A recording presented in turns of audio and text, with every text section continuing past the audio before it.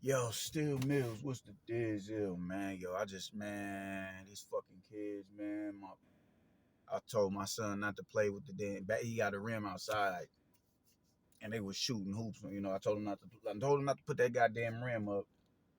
They just out there shooting it, and ain't got no goddamn cinder blocks or nothing on the rim to keep the fucking rim, level down and grounded. They kicked my door and talk about, yo, man, so just bust his head. His head is bleeding because the rim done fell on his head, bro. That shit took me all out of my element, and I missed a whole bunch of pivotal points in the fight. But I did see a lot of the fight. So peep game, man. Let's get into this shit with Josh Taylor and Jack Catterall. Man, listen, I can go for a third fight. That has become a really dope rivalry. It's not domestic level because one is from Scotland, the other one is from the UK, who is a Brit. So it's not domestic level, but it is a fight that just they're both on the European continent, and that is a fight that I can go. I can go for the official tiebreaker on that fight, bro. Maybe at a higher weight class though, man.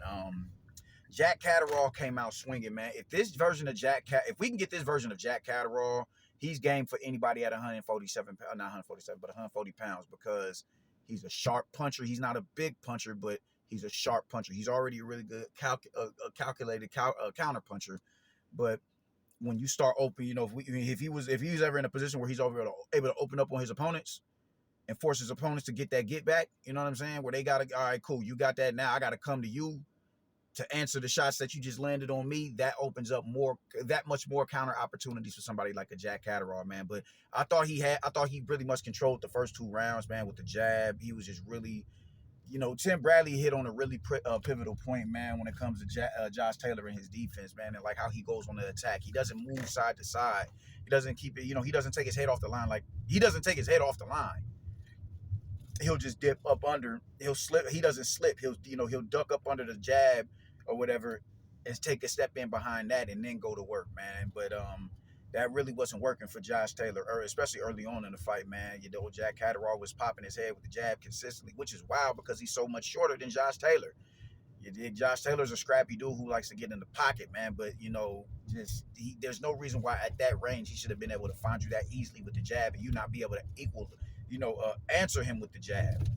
The third round comes around. That was a real competitive. I think that's when the fight really started, man, because that's when Josh Taylor really started getting into a rhythm and started finding his range, and not just in his range, but being up, finding him, in his range, finding himself at a comfortable distance to where he's able to work, even if it's just a glancing shot to the body, at least getting the shot out there. Sometimes you just got to throw the shot, and then when it lands, you'll get, just muscle memory will kick in, and you'll just get used to throwing that shot, and that's eventually what he started doing, man. And but the thing is, after that, going into the fourth and the fifth round, Jack Catterall started to open up again. Not open up, but he started to throw off of the jab. So it wasn't just, one jab. It's 2 and 3 jabs. He's doubling and tripling up on the jab, and he's doing combinations off of the jab. You know what I'm saying? Hooks downstairs to the body, uppercuts, backhands, and all that shit. Yeah, and I'm just sitting here like, yo. And every time he would open up, it would fluster Josh Taylor, bro. He'd be sitting there just like, damn, dog, like, what the fuck are you doing, man? You're not going to answer none of that shit?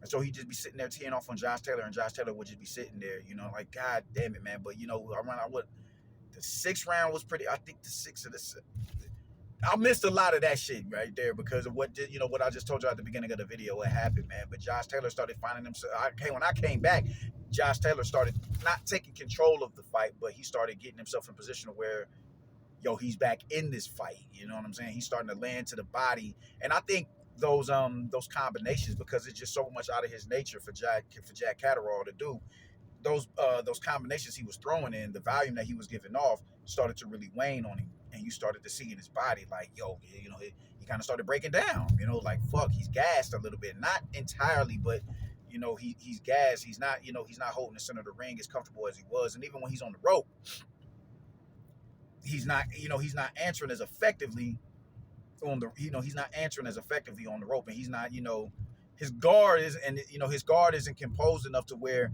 he can catch the shot and spin off of the rope. It wasn't like that, man. It wasn't like, and even when because early on, Josh Taylor would be trying to throw that lead right hook, and Catterall would catch it even on the rope.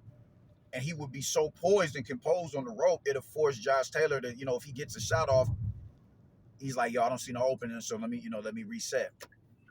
So he wasn't looking like that later on in the fight.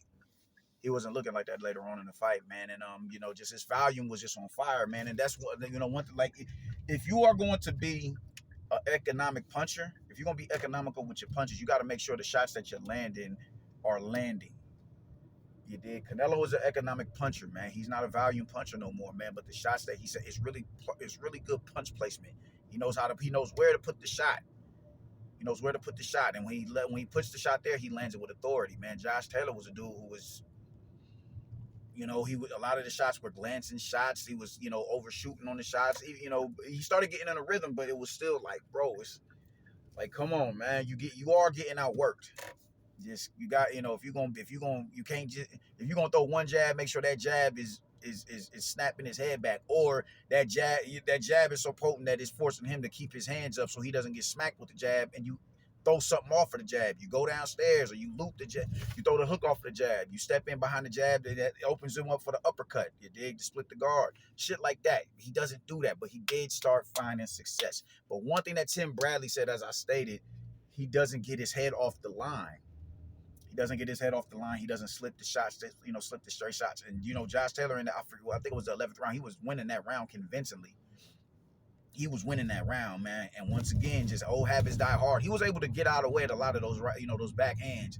Even when he was dipping, he'd keep dipping and the shots would just barely miss him. But just that ref, when he stepped in, I don't know what it is, but he landed that shit. He landed that bitch flush. When Josh Taylor went to dip to go on the attack, and he met him, and that shit buckled him. That shit buckled him, and he landed it twice in the same round, man. Just real good punch placement, man. Just sharp, just sharp shooting, man. He was sharp shooting in there, man. That was a really good fight. That was a really, really, really, really, really good fight, and that's a fight that I can go for. But at this time, in a higher division, man, or at a catchweight or something, man. Josh Taylor, at this point, you're gonna have to swallow your pride and just move the fuck up. Just move the fuck up. Otherwise, that fight is gonna end a lot more chaotic than it did this time. He did really good in this fight.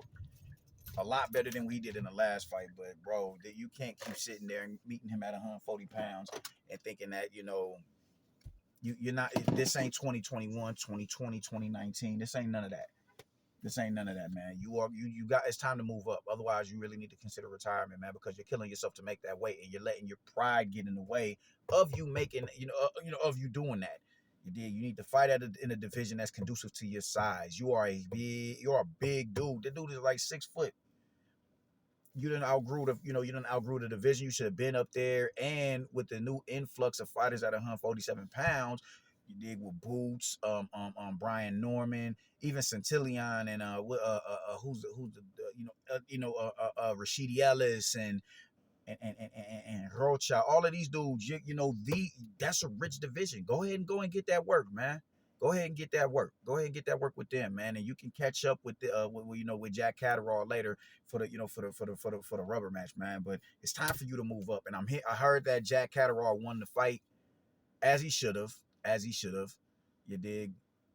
Y'all can run that back, but sometime later. You got to get out of the 147 pound or 140 pound division if you're gonna continue to fight, because it's really killing you, man. And that's pretty much how I'm feeling about it, man. Salute to Jack Catterall. That was a damn good fight. I'm looking for the next one. Jack Catterall. If we get this version of Jack Catterall, if he could, because he went in for the knockout. You dig? He fought spiteful in this fight, so he was going in there to outline this dude in chalk.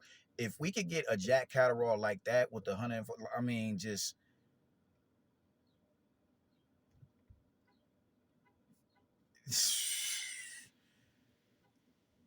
this is a dude who could potentially beat Devin Haney and what's my man name, Richardson Hitchens. He could potentially beat them dudes, bro. He could potentially, because that was a spiteful Jack Catterall. That was a spiteful fighter right there, man. And he's showing that he got a little bit more pop in his shot than them dudes. You dig what I'm saying? So I'm looking forward to seeing him again, man. I'm looking forward to seeing Josh Taylor again, because he did look more invigorated in his fight, but you look that much more invigorated in a higher division.